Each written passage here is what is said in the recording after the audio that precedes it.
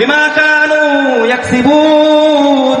কয়েকটা দিন আসবে সেদিন আমি জবানটারে বন্ধ করে দেব, সেদিন আমি হাত দিয়া কথা বলবো, পা দিয়া কথা বলবো, যার যে অঙ্গগুলো আছে সব কিছু আমার কাছে কথা বলে দিবি। অঙ্গ দিয়া গুনাহ করেন, যখন আপনি চোখ দিয়া কারো দিকে তাকান তখন চোখ কিন্তু সাক্ষী হয়ে যেতেছে। জমিনের অংশ মানুষেরটা মাইরে দেয়া যখন নিজে ভক্ষণ করতেছেন, কোন অংশ দিয়ে নিতেছেন, এগুলো কিন্তু আল্লাহ তাআলার সিকিউরিটি গার্ড, এগুলো কিন্তু আল্লাহ তাআলার সিআইডি লাগাইয়া দেওয়া। একটা দিন আসবে আল্লাহ তাআলা জানাইছেন, আল-ইয়াওমা নাখতিমু আলা আফওয়াহিহিম ওয়া তুকাল্লিমুনা আইদিহিম ওয়া তাশহাদু আরজুলুহুম বিমা কানু ইয়াকসিবুন। কয়েকটা দিন আসবে সেদিন আমি জবানটারে বন্ধ করে দেব, সেদিন আমি হাত দিয়া কথা বলবো, পা দিয়া কথা বলবো, যার যে অঙ্গগুলো আছে সব কিছু আমার কাছে কথা বলে দিবি।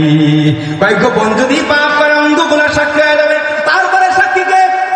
তারপরে সাক্ষী স্বয়ং আল্লাহ। বলেন তো কে? আল্লাহ। আল্লাহ একাই সাক্ষী থাকলে যথেষ্ট ছিল, কিন্তু বান্দায় যেন এদিক সেদিক না বলতে পারে যে কই আমার তো অন্য কোনো সাক্ষী তো তোমার নাই। এই জন্য আল্লাহ তাআলা সাক্ষী বানায় রাখছেন, আমি যখন অন্যায় করি ওয়া মাকুম আইনামা কুনতুম। আল্লাহ বলেন যখন তুমি যে কোনো যেখানে অবস্থান করো আল্লাহ তোমাদের সাথেই থাকে। আবার আল্লাহ বলেন তুমি যা কিছু করো আল্লাহ তাআলা দেখেন, তুমি যা কিছু বলো আল্লাহ তাআলা ভাবেন, আল্লাহ তাআলা জানেন।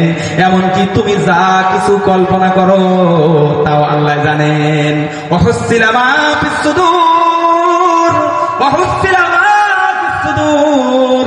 কয়েকটা দিন আসবি, একটা দিন আসবি অন্তরের মধ্যে যা কিছু গোপন করে রাখছি সব বাইর করে ফেলাবে, সব বাইর করে ফেলবে।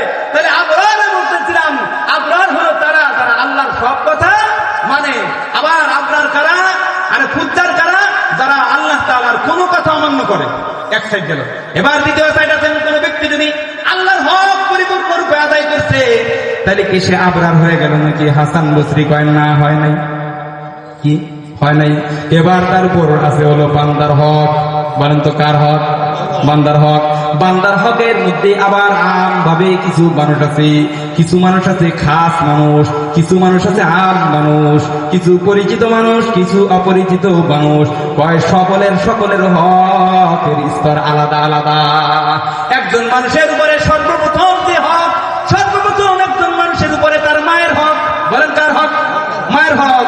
কয় 3 গুণ পরিমাণ একজন মানুষের মায়ের হক। 4 নম্বর হক হলো বাপের।